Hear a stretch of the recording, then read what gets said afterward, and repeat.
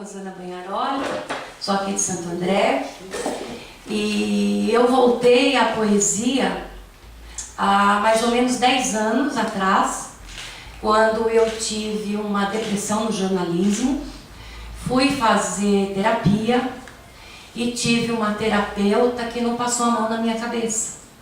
Ela disse: você gosta de escrever, você gosta de ler, e começou a me trazer, como ela vinha de São Paulo, começou a me trazer alguns panfletos de concursos de literatura que tinha no estado, que tinha em algumas empresas e tal. E foi me estimulando e indicando leituras e tal. E aí, no dia que eu tive alta da minha terapia, eu passei na Casa da Palavra, que depois de 10 anos eu acabei sendo gestora do espaço. Foi o espaço que me reconheceu, foi o espaço que me acolheu. E eu saí da terapia com a minha alta, fui para a Casa da Palavra, e lá estava tendo inscrição para uma oficina de 8 meses com o João Silvério Trevisan, que nada mais 4 prêmios Jabuti. E era uma oficina longa e tal, e aí eu falei assim, não vou, eu quero isso para mim. E aí na apresentação tinha umas 30 pessoas, e todo mundo escrevia uma coisa, todo mundo escrevia outra, Quando chegou em mim, eu não escrevia, porque a minha linguagem era a linguagem do jornalismo. E aí eu disse assim, eu estou aqui para ter indicação de livros melhores. Eu não quero mais perder tempo com leitura que não me interessa e que não me causa uma transformação. E aí tudo começou. Ele começou a ministrar oficina, ele oferecia exercícios, e eu estava lá e fui fazendo os exercícios. No final de 8 meses, ele apresentou 3 textos que tinham se destacado durante os 8 meses da oficina. Um dos 3 era um poema meu, que é o texto de abertura do meu Ventos de Chuva, que está ali. Para quem não tem, ele está à disposição de vocês. E depois é só pegar, tá? E é o texto de abertura do meu livro, porque na época a gestora da casa, a poeta Beth Bright Alvim, ela falou assim, bom, já que é um dos 3 textos, nós estamos com inscrições abertas para o Mapa Cultural de São Paulo e vamos te inscrever. Eu falei, mas como fazer inscrição? Eles pedem um currículo literário. Eu não tenho. Ela falou, nós vamos criar. Nós vamos criar. Você participou do caderno de cultura do diário, você escreveu uma crônica ali, outra cá, está aqui na oficina.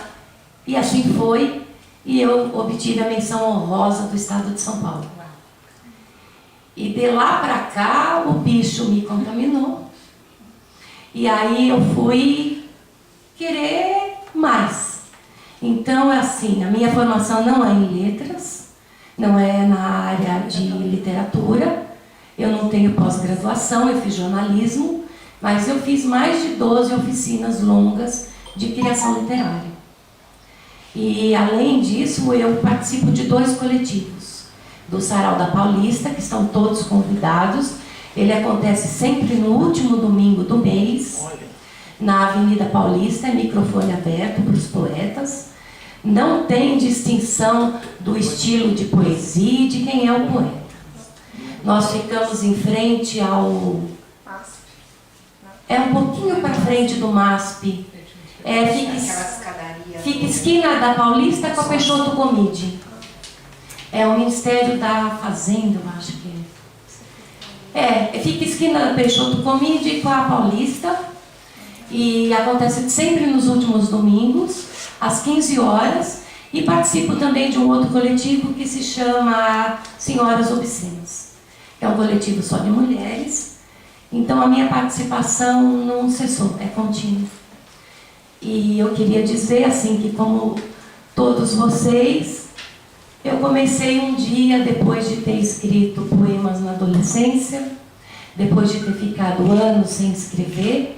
E hoje eu participo de um documentário que ainda não foi para o cinema, mas eu tive o privilégio de estar entre os atores globais, muitas celebridades, falando da poesia.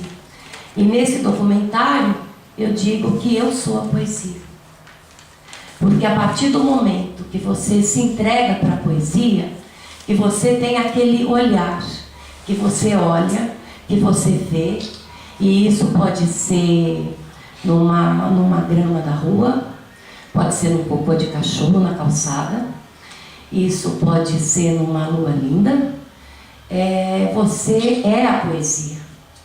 Porque se você não tem a sensibilidade para sentir, para captar, não tem como mais separar. E eu queria só abrir o nosso encontro lendo uma ode à poesia, que para mim retrata muito bem o meu caminho, acredito que o caminho de vocês e o caminho da própria poesia. Chama Ode à Poesia. Perto de 50 anos, caminhando contigo, poesia, a princípio me emaranhava os pés e eu caía de bruços sobre a terra escura ou enterrava os olhos na poça para ver as estrelas. Mais tarde te apertaste a mim com 2 braços diamante e subistes pelo meu sangue como uma trepadeira e logo te transformaste em taça. Maravilhoso foi ir derramando-te em que te consumias, ir integrando sua água inesgotável, ir vendo que uma gota cala sobre um coração queimado, que de suas cinzas revivia, mas ainda não bastou. Andei tanto contigo que te perdi o respeito. Deixei de ver-te como nádia vaporosa. Te pus a trabalhar de lavadeira e vender pão nas padarias, a tecer com as simples tecedoras, a malhar ferros na metalurgia, e seguiste comigo, andando pelo mundo. Contudo, já não eras a florida estátua de minha infância. Falavas agora com voz de ferro. Tuas mãos foram duras como pedras. Teu coração foi um abundante manancial de sinos. Produziste pão a mãos cheias. Me ajudaste a não cair de bruços. Me deste companhia. Não uma mulher, não um homem, mas milhares, milhões, juntos, poesia. Fomos ao combate, à greve, ao desfile, aos postos, à mina. E me ri quando saístes com a fronte tisnada de carvão, ou coroada de serragem, das serrarias cheirosa. Já não dormimos nos caminhos. Esperávamos grupos de operários com camisas recém-lavadas e bandeiras rubras. E tu, poesia, antes tão desventuradamente tímida, forte na frente, e todos se acostumaram ao teu traje de estrela cotidiana. Porque mesmo se algum relâmpago pago delatou tua família, cumpriste tua tarefa, teu passo entre os passos dos homens. Eu te pedi que fosses utilitária e útil, disposta a ser arada, ferramenta, pão e vinho, disposta, poesia a lutar corpo a corpo e cair ensanguentada. E agora, poesia, obrigado, esposa, ou mãe, ou noiva, obrigado, onda marinha, jasmim e bandeira, motor de música, longa pétala de ouro, campana submarina, celeiro inextinguível. Obrigado, terra, de que cada um de meus dias, vapor celeste e sangue de meus anos, porque me acompanhaste desde as mais diáfana altura até a simples mesa dos pobres, porque persiste em minha alma sabor ferruginoso e fogo frio, porque me levantaste até a altura insigne dos homens comuns. Poesia, porque contigo, enquanto me fui gastando, tu continuaste, desabrochando tua frescura, teu ímpeto cristalino firme, como se o tempo, que pouco a pouco me desgastava em terra, fosse deixar correndo eternamente as águas de meu canto. É de Pablo Neruda, um poeta chileno, e a tradução é do seu fiel amigo Tiago de Mello, que é um poeta nosso do Amazonas.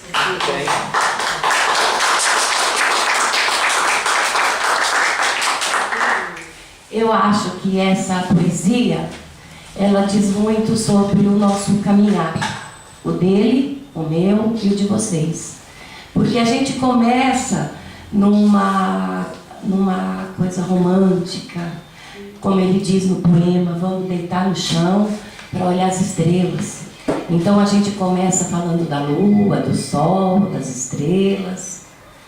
E aí depois a poesia vai tomando maturidade. E essa poesia que vai tomando maturidade, ela passa a nos representar. E a representar o nosso cotidiano, a representar o nosso dia a dia. E aí ele diz assim, que para mim me comove muito, é que quando ele chega já aos 50 anos, que ele está fazendo essa ode à poesia, que ele diz assim, que ele já está desgastado, de olho para a terra que o espera, mas que a poesia só se fortalece. E assim é. A gente começa com versos tímidos, e a poesia, conforme ela vai tomando conta da gente e sendo parte nossa, a poesia vai tendo a sua identidade própria e cada um de nós vai tendo a sua assinatura. Então, assim, a poesia para mim é uma literatura sagrada, porque ela começou como a primeira expressão do homem sábio. Foi através da poesia. E aí ela correu o mundo, ela contou todos os apocalipses, toda a história. E aqui, para nós, ela chegou e ainda ela continua muito através do cordel. Porque muitas pessoas hoje, elas são assim, nós somos obrigados a estudar poesia, literatura na escola, mas que fica no século XIX. Então é aquela coisa de decorarmos as métricas, os sonetos, de falar uma linguagem distante da nossa. E aí quando você fala assim, escrevo poesia, a primeira reação de quem não é o leitor é que coisa mais chata. E aí quando você diz, mas eu escrevo poesia livre, eu escrevo a contemporaneidade. Porque isso também eu ouvi numa oficina, que para mim foi um marco muito importante na descoberta da minha assinatura. Se já foi escrito soneto, se já foi escrito em linguagem romântica, barroco, já passou por todas as escolas, por que repeti-las? Hoje, nós temos que nos focar no cotidiano, no nosso contemporâneo, porque amanhã os nossos netos, os nossos bisnetos, eles vão saber o que aconteceu, talvez, não mais pelos livros de história, porque a nossa história nos dias atuais está incomodando tanto, ela está tirando tanta seriedade do que seria um movimento sério e político em que nós acreditamos e que tantos perderam sangue e vida para que nós, principalmente nós mulheres, pudéssemos hoje estar votando. Olha o que a política nos apresenta hoje. Então, talvez, os nossos futuros conheçam a nossa história através da nossa poesia de hoje. Não é? Para isso estamos aqui. A literatura e nós como instrumento dela. Então, eu, depois desse relato de o que já foi feito, o que vamos fazer, eu optei que a minha assinatura seria poesia livre. Então eu fui atrás das oficinas e dos estudos que me pontuavam. Porque diferentemente de muitas pessoas, a poesia livre também tem técnica. A poesia livre não é simplesmente você ter uma inspiração e jogar um verso. O verso é a linha do poema. Não é jogar um verso embaixo do outro. A poesia livre, como toda poesia, toda literatura, a gente tem que respeitar. Então eu peguei alguns dados que seriam algumas dicas, né, do Asa Point, que é um ensaísta americano. Ele viveu de 1882 a 1972, mas é o ensaísta mais respeitado no meio literário, eu digo isso mundialmente falando. E ele pontua que a poesia, para ela ser construída, ela precisa de uma construção que tenha uma base, um pilar de 3 instrumentos, que seria o som, que ele chama de melopeia, que seria o ritmo. Eu vou falar logo adiante umas dicas para se obter o ritmo no poema. Ele fala o segundo instrumento como a metáfora, que seria a fanopeia. A metáfora é nós usarmos da nossa palavra e do nosso conhecimento para falar do mesmo, não da mesma forma, que seria um lugar comum. Então, assim, outros já disseram através de adjetivos maravilhosos, que deixaram aqueles poemas lindos, falando do brilhar da lua e de nós estarmos todos prateados e tal. Hoje, nós não usamos mais tantos os adjetivos, nós usamos a metáfora. Que a metáfora é uma forma da gente dizer o que já foi dito, mas da nossa forma. Como, por exemplo, a forma que nós olhamos o objeto em si. Um exemplo bem simples. Um gato que está sem água, como chama um gato que está... Um gato que está... Quando a gente fica sem água no corpo... Desidratado. Eu estou olhando para um gato desidratado. No lugar de eu falar no meu poema, o gato desidratado, eu posso falar assim, o gato de patas rasas, de patas murchas. Porque todo animal desidratado, ele tem a pata murcha. Qualquer veterinário olha, quem tem animal que já passou por isso sabe, ele olha as patas. Então, como isso seria a metáfora que a gente pode usar para todos os objetos que a gente queira usar, né? E o terceiro instrumento dele é o conteúdo. O conteúdo é a ideia, é o sentimento, que é a logopeia. Então, assim, para você fazer um poema que funcione, você tem que ter o som, que é o ritmo, a imagem e o pensamento, que é a logopeia. Para a gente ter som, que é o ritmo, que todos os músicos autorais, eles usam demais esse recurso, e a poesia também usa, ela pode ser, através da repetição de palavras, você causa o ritmo num poema. Você repete a palavra propositadamente. Caí, caí, só depois me levantei. Você pode usar quebra de linha. Então você está escrevendo o poema e depois você vai lê-lo em voz alta. Esse, para mim, é o principal de todos os argumentos que a gente usa para um poema. Quando você finalizar o seu poema, primeiramente você deixa ele numa gaveta. Depois desengaveta aqui na Copacess. Que é o slogan da Copacess. Vamos desengavetar. Porque a gente não escreve para ficar guardado, não. Mas o primeiro passo é: terminou de escrever? Guarda. Fica uns 3 dias, morre de ansiedade, fuma, come um doce, vai passear na praça, mas deixa a poesia descansar. Depois disso você lê ela em voz alta. Se na leitura em voz alta ela te truncar a leitura, ela está sinalizando que ali precisa ser mexido. Que ali você vai ter que mudar a palavra, o verbo, às vezes inverter uma linha pela outra. Isso é muito importante. Terminar, ouvir a sua inspiração e depois deixá-la descansar e ler. Muitos dizem assim: que a poesia ela é 95% de transpiração e só 5% de inspiração. Eu não acredito nisso. Eu acho que nada é ferro e fogo. Porque quando você já tem o hábito da poesia, a sua inspiração, às vezes, ela te chega e o poema está pronto. Você vai deixar ele 2, 3 dias, você vai ler em voz alta e ele vai estar do teu agrado. Às vezes vai acontecer de você ter que mexer. Então aí seria a transpiração.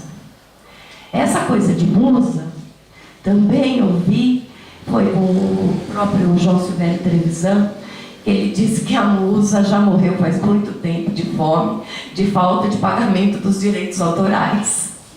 Porque a gente ganha muito pouco dinheiro com poesia. Eu acho que a poesia, só completando, a poesia ela vai servir para nos contemplar primeiramente, mas para contemplar o outro. Porque eu acredito muito na energia do mundo. Acredito muito nessa coisa que Jung disse. Quando você pensa, outros estão pensando, e está lá na energia do mundo. Então é captar. Então isso você percebe quando você começa a ver, por exemplo, muito poema falando de flor. Você escreveu hoje de flor, ela sem saber escreveu flor, ela escreveu flor. E Jung diz isso na psicologia, que é um pensamento que está tão forte que ele está lá no universo.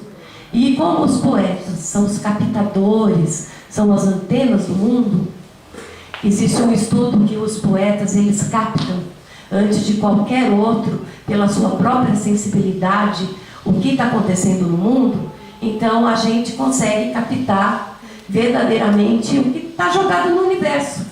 Então se no universo está jogado hoje é flor, pode ter certeza que no mundo muita gente hoje está escrevendo sobre flor. Então aí isso é inspiração. E nós poetas temos uma sensibilidade muito aberta, senão não seríamos poetas. Seríamos só tentadores de escrita. Faríamos redações, na verdade, né? Outra dica para ter o ritmo, então seria a repetição das palavras, as rimas nos finais dos versos, que aí rima todo mundo sabe o que é, as rimas nos meios dos versos, que são as que eu escolhi, que eu acho que dá um pouco mais de trabalho, mas aí quando você termina, você fala, ufa, consegui. É por palavras que tenham o mesmo grupo de semelhança escrita ou fonética. Então, que tem o mesmo grupo dela escrita. Aqui nesse poema, ele usa muito esse recurso.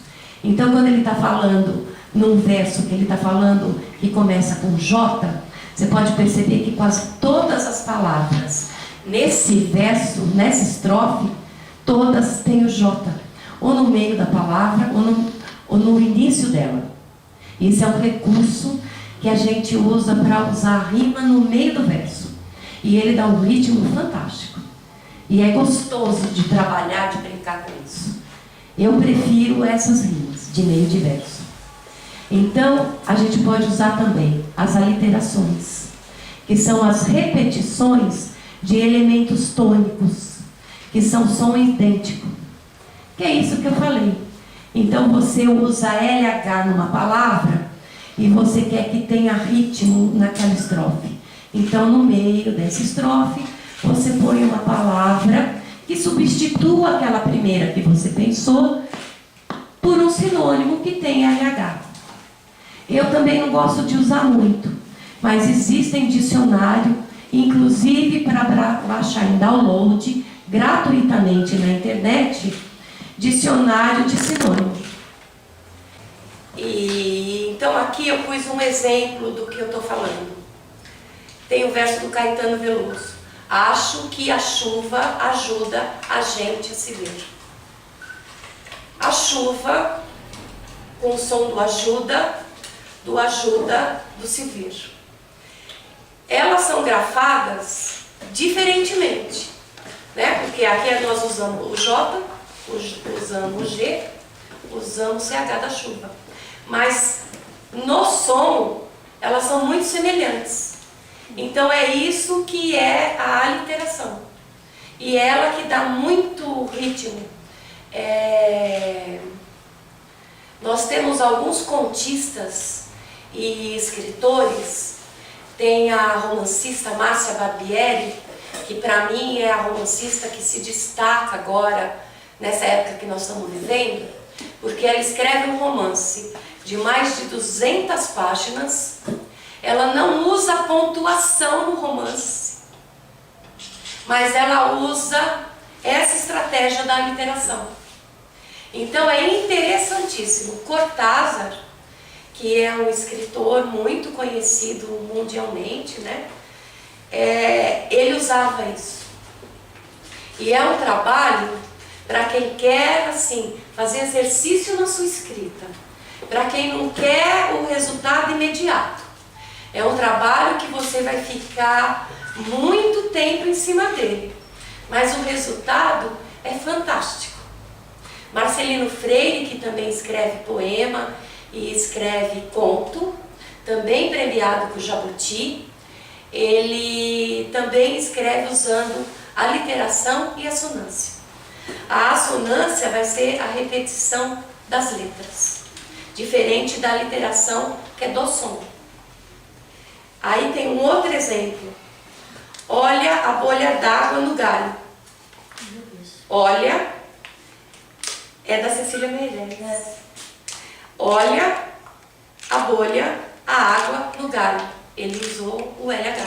Ela usou, na verdade. Então, quando falarem a poesia livre, é só escrever um versinho embaixo do outro, agora a gente já pode argumentar que não é. Porque ela precisa ter ritmo, ela precisa ter conteúdo, ela precisa sobreviver. Porque senão ela só vai ser aquele versinho que a gente lê para os pais, para os filhos, e eles falam, ai, que lindeza, mãe. Né? Mas não vai ser aquele verso que vai ficar e que o outro vai indicar e que a editora vai te chamar e que amanhã quem vier depois da gente vai ler. Por isso, assim, acho fantástico a iniciativa, vou voltar a falar dessa cooperativa que abre as portas e os braços para a gente ter o primeiro passo. Porque além de dar oportunidade da publicação, também dá oportunidade para esses encontros. Eu já assisti pelo YouTube alguns vídeos de palestrantes que estiveram aqui, mais acadêmicos, que tinham uma mensagem de bastante estudo, né? A minha é mais livre, a minha poesia vai mais pelo caminho livre. Mas essa cooperativa ela abre para que você tenha todos os leques. Então aí vai vir um filósofo falar da ligação muito profunda que tem a literatura com a filosofia, um sociólogo, um antropólogo, porque a literatura está ligada muito a humanidades. Então assim, além da cooperativa abrir as portas, o primeiro passo para a gente publicar, também ela oferece instrumento para a gente publicar com responsabilidade. E isso que eu acho que é bacana, porque é através desses encontros, né? Então a assonância, voltando, a assonância seria a repetição dos vocábulos, seriam as sílabas fortes. Um exemplo, ela é muito usada no final, que são as rimas que a gente utiliza nos finais de frase. Na messe que enlourece, estremece a quermesse. É um poema de Eugênio de Castro. Messe, com 2 S's, enlourece com C, estremece com C e quermesse com SS. Então ele começa com SS, ele põe um C no meio do enlourece, aí ele volta por estremece junto com enlourece e termina com quermesse. Então aqui ele pôs aleatoriamente, ele pôs ao acaso essas palavras? Não, ele pensou no ritmo. Poderia ser que ele tivesse escrito de uma outra forma esse mesmo verso. Ele poderia ter escrito na messe, e aí quando ele deixou, e quando ele leu, não dava o ritmo, você travava, ou você assoviava, e aí ele inverteu. Então, é por isso que a gente tem os instrumentos para auxiliar, mas também não quer dizer que, é tudo que eu digo, a gente não pode ser radical em nada. Nem só querer gostar do preto, nem só querer gostar do branco, porque existem todas as nuances, inclusive dentro do branco e dentro do preto. Então, assim, eu estou passando algumas ferramentas e dando algumas dicas que eu obtive nas oficinas que eu participei. Mas isso não quer dizer que vocês têm que escrever o que eu estou falando aqui.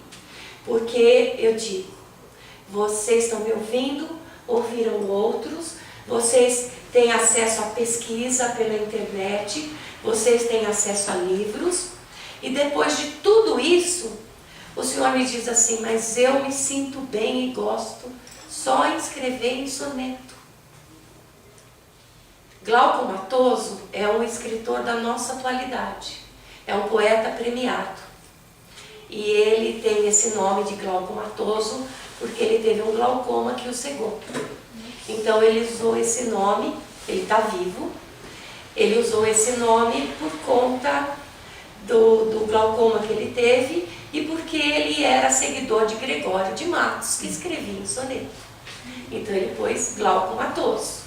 E o nome dele original, qual que é? O nome dele original, eu anotei aqui no canto, aqui ó, é Pedro José Ferreira da Silva. Pedro José Ferreira? Pedro José Ferreira da Silva. Ele nasceu em 51 e ele adotou. Passou perto, viu? Se não é, passou perto. Se não é, passou bem pertinho. Agora, ele usa a forma do soneto. Mas ele usa a forma do soneto com poema erótico. Ele tem uns poemas que, assim, dentro do meio literário, o Glauco Matoso é conhecido como poeta do sadomasoquista. E ele usa o soneto, que é uma forma mais do que clássica, do século XVIII, século XIX. Então, o que ele fez? Ele usou o formato do romantismo, ele usou o formato do barroco, ele usou as escolas literárias que já aconteceram do século XX para trás, mas ele transgrediu o formato. Então ele usou a forma, mas ele mudou o conteúdo. Porque imagina um poema sadomasoquista publicado no século XIX. E hoje ele é publicado. Ele é muito... Só soneto? Só soneto. Só história de soneto. E ele é muito convidado para palestras nas universidades, que tem o curso, as pós de literatura e suas graduações. E assim, ele é festejado por ter transgredido. Então o que eu quero dizer é assim, eu depois de várias oficinas, eu escolhi que a minha assinatura, a minha linguagem, seriam versos concisos, que é a forma que eu escrevo, e que fossem versos livres. Então a minha assinatura eu transgredi em algumas formas. Eu mudei os meus versos para eles serem concisos, porque os meus versos, diferentemente da leitura que você tem de 3 ou 4 versos, eles estão escritos além das linhas escritas. Eu me lembro que um prêmio excelente, maravilhoso que eu ganhei, que eu celebro até hoje, eu ganhei o primeiro lugar da UF, que é a Federal do Rio de Janeiro, fica em Niterói, e eu ganhei o primeiro lugar. E por esse primeiro lugar, eu ganhei passagem de avião com acompanhante, eu ganhei hospedagem, eu ganhei flor, arranjo de flor maravilhoso, ganhei um notebook, ganhei livros, e assim, quando desci no aeroporto, aquela coisa de celebridade, imagina, uma caipira, vocês me desculpem, aqui de Santo André, né? Eu ganhei o concurso lá em primeiro lugar, fui tratada como celebridade, todos os jornais cobrindo e fotografando e tal, né? E aí na volta eu carregada de prêmio, de coisa e tal, a minha mãe falou assim pra mim, que minha mãe é semi-analfabeta. E a minha mãe falou assim pra mim, então lê esse poema que te deu tudo isso, né? E o poema dizia assim, eu também, coincidente com o Pablo, eu também fiz esse poema para comemorar os meus 50 anos. Então eu digo assim, o meu mundo continua sempre no mesmo lugar, enquanto o meu rosto se afasta de mim. E esses 4 versos me deram todos esses prêmios e os meus 15 minutos de celebridade, de estar em jornal e de estar em todo lugar, né? E abriu as portas para mim na literatura, porque você chegar e falar assim, nossa, eu fui premiada em primeiro lugar, então é boa, né? Então é bom, né? Tem essas coisas. Minha mãe virou pra mim e falou, mas por causa desses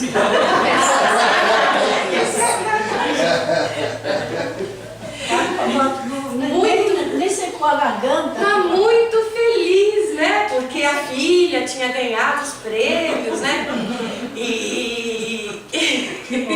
Mas ela não concebia, porque assim, o pouco que ela tinha de instrução tinha que ser aqueles poemas imensos e tal, né?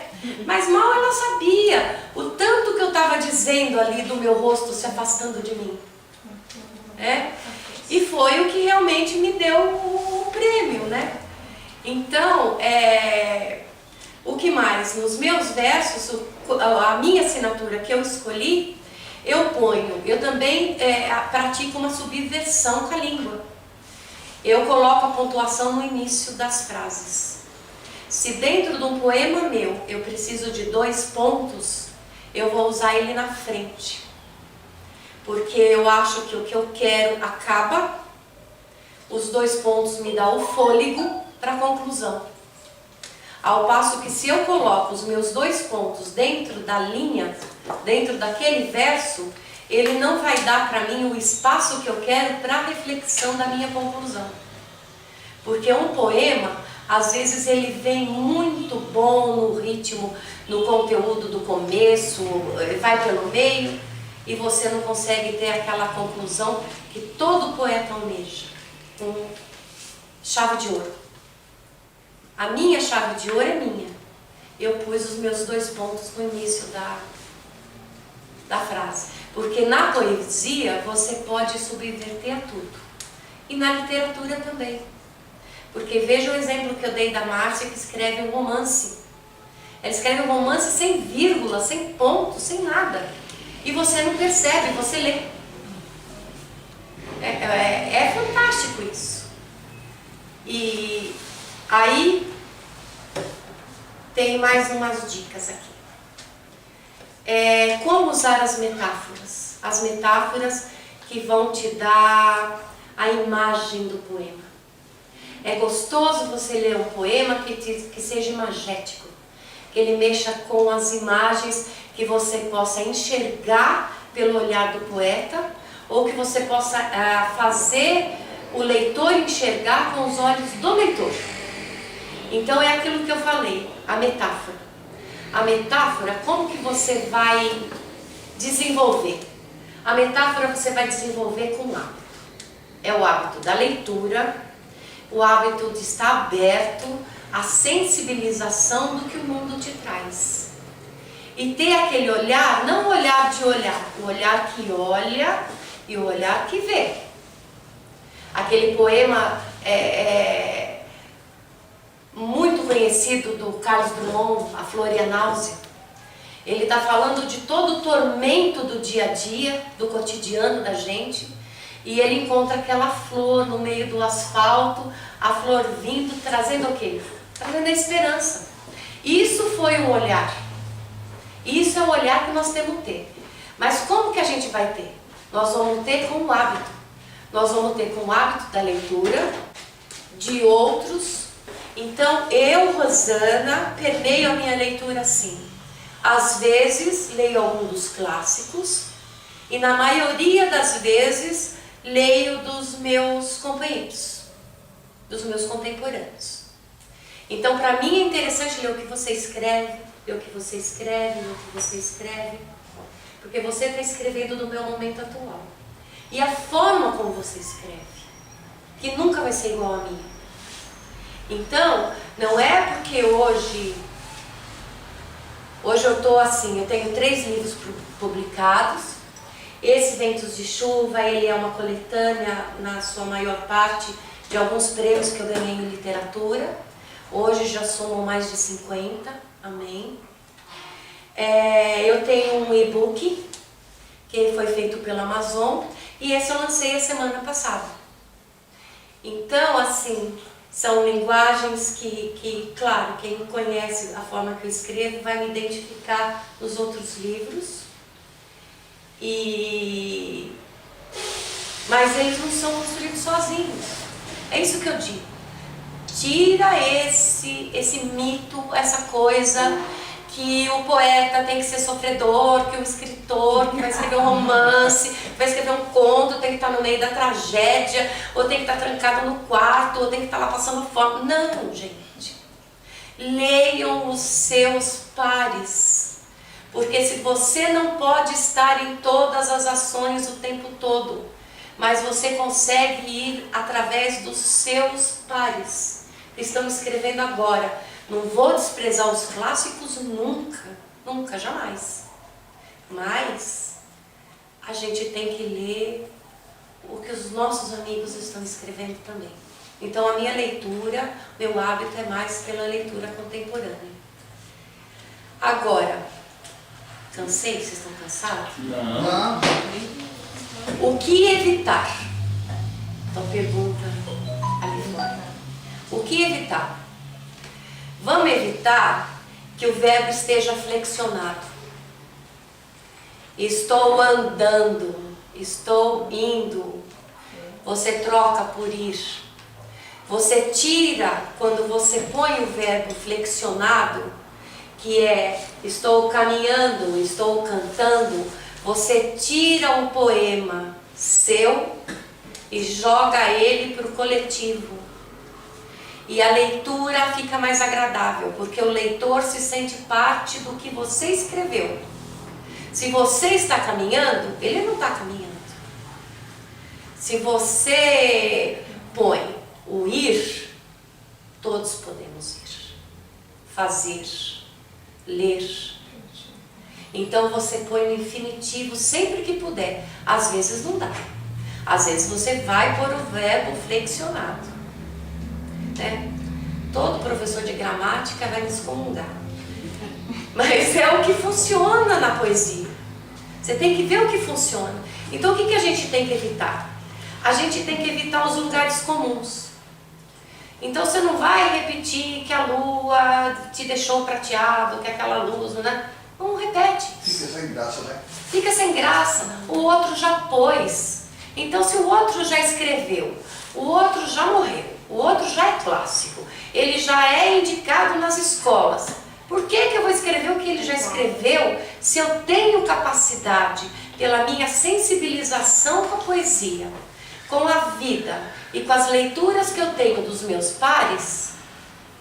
Por que é que eu vou escrever o que ele já escreveu? Escreva cada um o que está em si. Isso eu acho que é o movimento da literatura. Mas, às vezes, a gente volta a repetir. A gente gosta muito da escrita de determinado autor, então você quer escrever igual a ele. Então você pode se sugestionar com ele. Você não vai plagiar. Então uma coisa ou outra você pega dele. Pega o que ele enxergou, o que ele captou, o que ele colocou, mas vai devagarinho colocando você no meio. Porque aí a poesia vai ser movimento e a poesia vai ter vida. Se a gente ficar replicando o que já foi feito, a poesia não vai ter vida própria. A sua vida. E sem vaidade, sem a gente tem que ter orgulho do que a gente escreve. Porque eu penso que, se é pela mão de Deus, pela mão do universo, pela mão da natureza, pela mão da energia cósmica, eu não sei. Nós fomos os instrumentos para escrever e passar para o outro o que foi escrito, é porque em algum lugar tem um outro pronto para entender o que nós escrevemos. Então tem isso. Eu estou dando umas dicas de como sim e como não. Mas vocês têm que respeitar, digo sempre, o que está em vocês. Pode melhorar? A gente pode melhorar sempre. Por isso que eu não paro de ler. E aí eu trouxe uns livros que eu gostaria de indicar aqui, que eles também, alguns vocês encontram também para download gratuito na internet. Poemas e Cartas a um Jovem Poeta, que é do Rainer Maria Rilke, se quiser passar para copiar, para ver. Esse livro é um livro que eu ando comigo. Esse eu estou sempre relendo, porque é de um soldado que faz essa pergunta: eu quero ser poeta. E aí o Rilke, ele já é um poeta consagrado. Então ele faz umas perguntas para esse soldado que nós vamos responder. Então, se vocês puderem terem acesso a esse livro, é um livro indicado. Esse daqui, Poesia e Utopia, é do Carlos Felipe Moisés. Carlos Felipe Moisés, ele é um ensaísta, o mais festejado aqui no Brasil. Então eu indico a leitura também, é Poesia e Utopia. Agora esse aqui já é clássico para quem quer o básico do básico.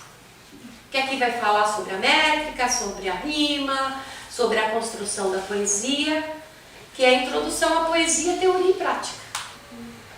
Então esse daqui também é bacana. Agora, eu acho que falei, e eu gostaria de indicar para vocês, existe um blog que se chama Concursos Literários. Esse blog eu sou voluntária nele, e nós só publicamos concursos no Brasil e no exterior que não cobre taxa de inscrição. E nesse blog nós também temos o que foi Mico Azul. São os concursos que oferecem e depois não te pagam, não te enviam o livro que prometeu e não fazem. Então, assim, a maioria da construção do meu currículo, que eu não tinha, né? Lembra no começo que eu disse? Precisamos criar um currículo literário que eu não tinha. Foi através desses concursos. Então, esses concursos, eles também te dão um equilíbrio, mais ou menos, de como você anda como escritora, como poeta. Como é o nome do blog? Concursos Literários. Chama Blog Concursos Literários. Ele tem uma página no Facebook também. E tô aqui, gente. Pode perguntar. Não prometo saber todas as respostas. Se eu não souber, eu pego os e-mails e vou buscar, e depois eu respondo por e-mail para vocês. E me prontifico, coloco à disposição. Se alguém tem um texto depois que queira me enviar, se quiserem anotar, o meu e-mail é Rosana com R minúsculo, underline. Eu tenho. Tem, você tem. Bagnaroli, é BANHAROLI, @hotmail.com.br. E esse ano vai ser lançado no cinema um documentário, que eu disse, né, junto com várias celebridades, e eu fui convidada para falar da poesia, e eu explico isso, que eu sou a poesia. E digo mais, nesse documentário e nesse livro eu digo que eu sou uma obra de ficção baseada em fatos reais. porque eu pego a minha infância, que não foi nada fácil e nada cor-de-rosa, e eu usava muito dessa infância para a hora de conseguir dormir ter determinadas fugas. Então o que eu fazia? A hora que eu deitava para dormir, depois de um dia difícil, eu sonhava que eu era linda, maravilhosa, que eu estava num carro conversível, com aqueles lenços voaçando igual aquelas atrizes de Hollywood, e eu inventava história. Ninguém nunca inventou história para dormir, que era o personagem principal. Eu fazia muito isso. Então eu sempre era aquele personagem bacana, que tudo dava certo e tal. Então eu fiz muita história. Eu ouvi muito rádio, muita música que me acolhesse o coração ou que me levasse para uma zona de conforto, um lugar melhor. Tudo isso me fez ser hoje a Rosana, que escreve poesia. Então por isso eu digo, eu sou uma obra de ficção baseada em fatos reais. Muito bem, Rosana. É isso.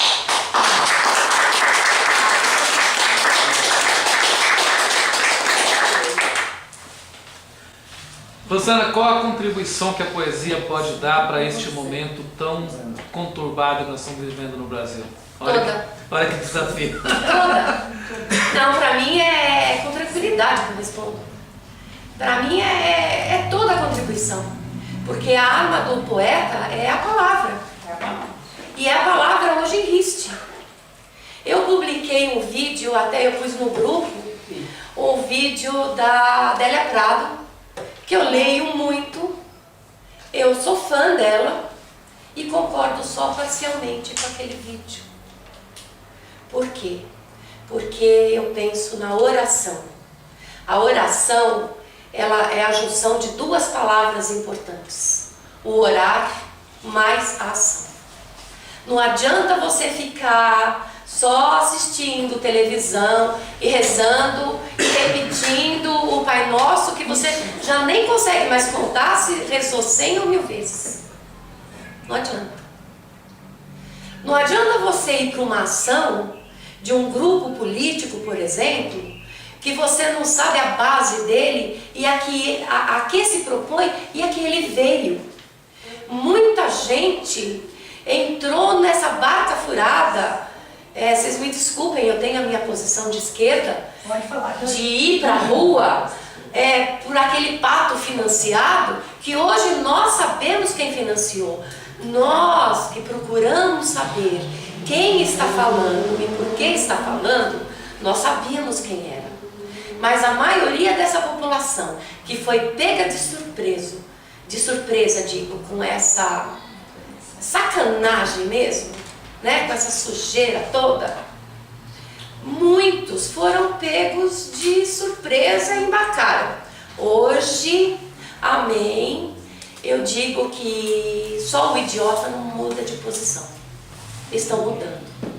Os que continuam é porque tem uma causa muito diferente da nossa, que é onde eu digo que eu consigo separar nítida e claramente a direita da esquerda. A esquerda defende o coletivo e a direita o individual. Então a minha esquerda vai defender sempre o bem comum de todos. E a direita vai defender o aumento da conta no banco. Então, assim, a poesia, nesse momento, ela é a palavra em força, que ela vai denunciar o sentimento do povo brasileiro, as falcatruas, essas coisas que eu disse que talvez nem os historiadores que estão presos dentro de 4 paredes de uma academia consigam ter a sensibilidade que nós que estamos na rua, que estamos vendo o que acontece, conseguimos colocar através da literatura. Então a poesia é arma. Não se sintam menos se não conseguir, por exemplo, ir numa ação na Paulista. Não se sintam menos. Mas se você tem um Facebook e conseguiu colocar através da sua palavra uma coisa que alguém vai ler e vai falar: peraí, essa aí está falando alguma coisa que eu preciso pensar a respeito. A poesia teve, a gente vê através de Mayakovsky lá, todo o movimento que ele teve e ele segurou aquela guerra na poesia. Nós vemos tantos poetas segurando na poesia. Agora é a nossa vez. Que não precisa ser necessariamente na poesia. Pode ser uma prosa poética. Pode ser uma frase. Mas faça o outro pensar. Porque a nossa missão, volto a repetir, se formos instrumentos para uso da literatura, seja pelo conteúdo, pelo estudo, pela academia, somos autodidatas, autoconhecimento, seja a missão divina, eu não tenho essa resposta. Mas uma resposta eu tenho com certeza. Se eu fui escolhida, eu não vou desistir. Porque você pode não gostar, mas o outro vai pensar. Então, assim, tem que escrever, tem que escrever. Porque se você for escolhida, tem alguém que vai te ler e vai falar, opa, eu gostei. É isso mesmo. Obrigado. Dona, eu quero te agradecer por ter vindo aqui e dizer que de todos os encontros que a gente teve aqui, o que me tocou assim foi esse. Porque você ia falando e eu ia vendo as coisas que eu já li, algumas coisas que eu escrevi também, que bate com aquilo. Você teve um momento que você estava falando sobre a... Deixa eu ver, até marquei aqui. E me veio na cabeça assim, os textos do Chico Buarque, por exemplo. Sim. Sim, quando você falou de rima de meio de frase, Chico faz isso com uma... E usa poesia para instrumento de palavra forte. E aí quando você falou também uma outra coisa, um momento que eu falei, eu já vi isso várias vezes, quando você falou das aliterações, o Caetano Veloso. Eu dei o exemplo do Caetano. Caetano usa muito. Muito, muito. Você foi falando umas coisas assim, e eu fiquei o tempo todo revendo uma letra de uma música do Caetano Veloso que chama Pinheiro do Sul. Quando você falou da lua, alguém falou da lua, da água, do prateado, não sei o quê. Quando você disse, fala diferente. No Pinheiro do Sul, o Caetano Veloso fala dessa coisa do brilho da lua na água de uma maneira que nem fala essa coisa da água brilhando. Não precisa falar. Porque, sabe que só te cortando um pouco, não precisa falar. Porque eu sou leitora do Cortázar, que é o que eu falei, que ele escreve também, né, sem as vírgulas, sem as coisas e tal. Mas teve uma vez uma discussão na Argentina que eles achavam que tinha que baixar a literatura para chegar mais no povo, para o povo entender mais. Inclusive, uma vez eu tive uma discussão com a Genária, minha querida, na Casa da Palavra. Porque a Genária falou assim, porque ela disse, ainda bem que você veio trabalhar aqui, porque o que você fala eu entendo. O que esses outros que estavam aqui ficavam falando de uma forma que era para eu não entender mesmo, era um grupinho. E aí eu falei para ela, olha, Genária, eles falam de determinada forma porque eles vieram todos da USP, fizeram curso acadêmico, fizeram pós, fizeram isso, fizeram aquilo. Eu falei assim, eu fiz o jornalismo e não fiz nenhuma pós, nenhum nada. Mas no próprio jornalismo eu tinha que ter uma linguagem acessível. Eu não podia usar palavras rebuscadas que o leitor rápido, diário, não conseguisse levar para frente. Então eu tinha que ter uma linguagem simples. Então isso também foi um facilitador para mim, né? Mas eu vejo muito, às vezes, você usar... Oi, boa tarde. Eu vejo muitas vezes asa branca, o cordel, gente. O cordel, ele fala muito sem usar o que é. E aí, quando eu falo do Cortázar, o Cortázar brigou com o Ministério da Educação da Argentina na época, porque ele falou, não, a gente sempre tem que lutar para melhorar o nível da educação no nosso país. E não para os escritores baixarem a sua linguagem. E ele está certo. Ele está certo. A gente tem que sempre lutar por uma educação melhor. Mas isso também é a intencionalidade, né? Mas a gente tem que ter, né? Então, por isso que tem que conhecer, porque tem intencionalidade. Imagina. De falar, mesmo no jornalismo, falar rebuscado, porque está querendo atingir um grupo que deve entender mesmo, né? Porque imagina a gente escrever de uma forma que só a gente acha bom e a gente leia. Que coisa ruim, né? Muito ruim, né? A gente escreve para ser lido mesmo. E eu não posso ter vergonha de dizer. É ser hipócrita. É. A gente quer ser lido. E mesmo assim, para ter a crítica negativa. O meu segundo e-book, o meu segundo livro, que é o e-book, eu ofereci para uma escritora aqui de Santo André, a Vanessa Monar, que é uma escritora muito boa mesmo. E ela pegou e falou, ô Rosana, que é isso, hein? Uma meia dúzia dali eu gostei, mas o resto você precisava melhorar tudo. E ainda oferece o livro para mim? Não, você acabou. Né? Não, né? Eu falei assim, me indique aonde eu preciso melhorar.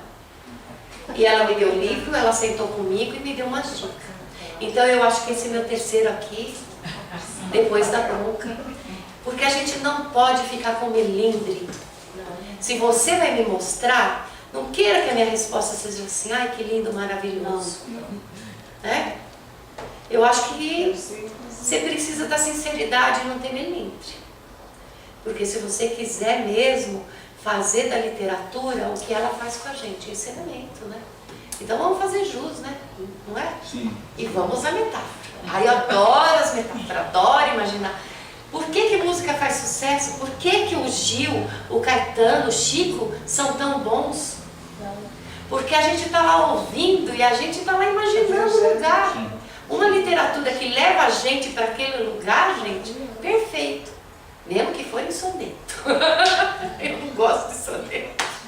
E pensando em algumas letras desses autores, como o Chico Buarque, o Milton Nascimento, o Gilberto Gil, eles escreviam uma peça de ditadura e teriam que usar essa linguagem, palavras com duplo sentido, porque eles não tinham Exatamente. a chance de dizer Exatamente. de forma direta. Exatamente. E a gente tem casos de conhecimento desses censores da época da ditadura, que o mais próximo que ele tinha das artes é porque ele consertava televisão. E ele estava lá, sabe, tirando uma peça de teatro, uma música, sem o menor conhecimento.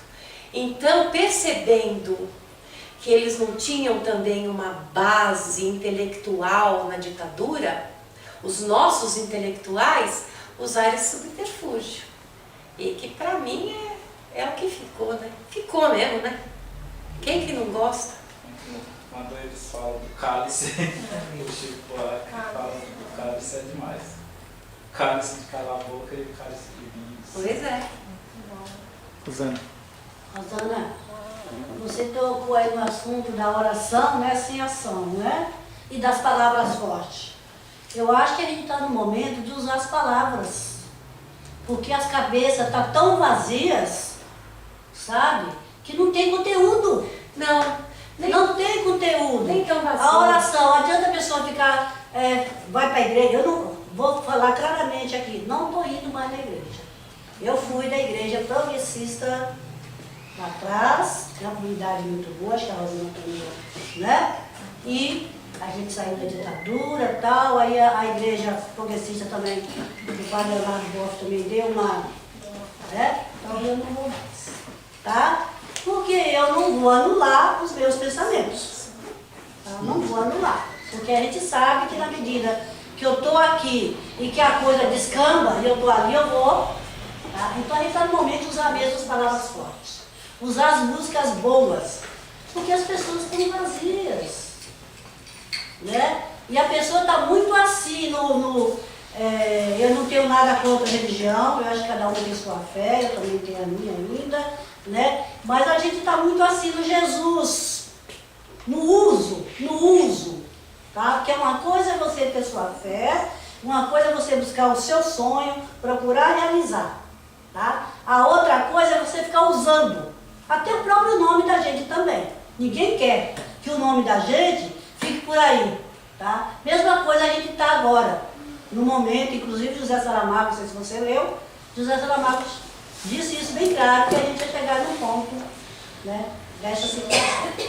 Tá? Então fica usando o nome de Jesus e de Deus, enquanto Deus é a natureza, é a coisa mais bonita que existe, né, que eu acho, né, particularmente, né, e a gente está aí. Né, a gente precisa buscar saída para isso. Anitta, mas eu vou discordar de você numa coisa. As cabeças não estão vazias. As cabeças estão cheias de muita má informação. Pode ser também. É isso. Porque assim, é quando eu digo você ficar sentado só em frente à televisão e acreditar principalmente na Rede Globo. Porque a Rede Globo tem todos os interesses do mundo e não te dizer o que está acontecendo. Por exemplo, eu tenho um amigo que trabalha no Ministério lá em Brasília, ele estava lá, né, nesse último movimento, e ele estava postando a cada segundos. Eles estão jogando bomba de gás pelos helicópteros. Eles estão chegando próximo, sem a farda, e estão jogando spray de pimenta. Então, assim, eu não sou a favor da violência e não estou aqui para incitar violência. Mas, primeiramente, não se faz uma guerra sem sangue. Outra coisa, você está sendo ali no movimento de paz. Você está ali. Você está sendo despejado. E ele falava e postava foto. Coisas que eu li e eu vi, e a Globo não mostrou. Claro que não. Os números foram muito maiores, mas a Globo não mostrou. Porque a Globo é a maior devedora de impostos, junto com o Itaú, que agora essa semana foi... Eles foram perdoados, a dívida do Itaú foi perdoada agora essa semana, né? Então, você tem que prestar atenção no que está dizendo. Eu assisto a Globo, mas eu assisto a Globo, eu não sou assim... crítica de falar assim, não assisto mais. Não, eu assisto. Porque pelo menos você assiste com um olhar crítico, você fala assim, mas ele está querendo dizer o quê com isso? Ele está levantando a bola desse agora, por quê? Que interesse tem nisso daqui? Que nem o Moro. O Moro, a gente sabe que a família dele é toda do PSDB. Agora, por que foi liberado a mulher do Cunha? Porque o Cunha tem o nome do Fernando Henrique? Porque o Cunha vai dar todas as provas desse inominável que está aí de presidente? Então, você tem que prestar atenção quais são os interesses. É lógico que o cara, os marinhos, nunca vão ser de esquerda, gente. Não é? Então, você tem que prestar atenção no que está dizendo, no que está passando. Então, assim, voltando para a Anitta, as cabeças não estão vazias, as cabeças estão cheias de informações erradas, né? Não perca a sua fé na igreja, ou no espiritismo, ou no kardecismo, na umbanda, não perca, porque tem uma frase que lá, ó, saí da literatura de uma religião, que diz assim, os sãos não precisam de médico. Mas vou querer entrar. Os sãos não precisam de médico. Porque se você está bom demais, você não precisa estar lá na igreja. Verdade. Todos que estão na igreja estão passíveis para erro. Inclusive o padre, o pastor, o que está lá no púlpito, lá do centro espírita, todos. Nós estamos em provações para a nossa ética moral desde o dia que nascemos. Então, assim, não é porque o cara está lá que o cara é Deus. Não. Todos somos pedacinhos de Deus. O cara é um ser humano, tá lá. E ele está no lugar certo, porque é só lá que ele vai, talvez por repetir a mesma coisa que ele prega, quem sabe um dia ele escuta e muda. Como a gente ter a percepção do que é simples, né, do que é muito comum e do que é sofisticado na poesia? Para os acadêmicos que estão lá, dentro da academia mesmo, e longe da vida, a alta literatura é aquela que você estuda e põe ela longe de qualquer ser humano. É aquela que não vai representar o ser humano, nem na linguagem, nem no conteúdo, nem nada. É erudita. É a erudita. Aí, hoje, na nossa contemporaneidade, nós temos a poesia escrita, que é aquela que vai ser lida e pensada e repensada, e a poesia oral. A poesia oral, ela está muito hoje, e eu agradeço e festejo, ela está muito nos slams, que acontece de poesia marginal, na periferia. E ela representa o dia a dia, o que acontece, as reivindicações, as dores, os sofrimentos daquele pessoal. Porque eu posso aqui, com o meu olhar de longe, por notícia em jornal, tentar dar a minha visão, mas nunca vai ser aquilo que eu falei, a poesia viva deles. Mas, como a maioria é jovem, são poemas que dizem o que acontece, eles declamam com aquela vida, com uma voracidade, uma coisa que te atinge, a ponto de eu chegar e falar assim, gente, eu nunca mais escrevo uma língua. Você escuta o que eles dizem e eles encenam, você fala assim, eu nunca mais escrevo nada. Eles estão com a verdade e tal. Aí depois você para, respira e fala assim, não. A poesia, ela recepciona todas as formas de linguagem, inclusive a oral, a marginal, a erudita. Que nem esses meninos que eu estou dizendo.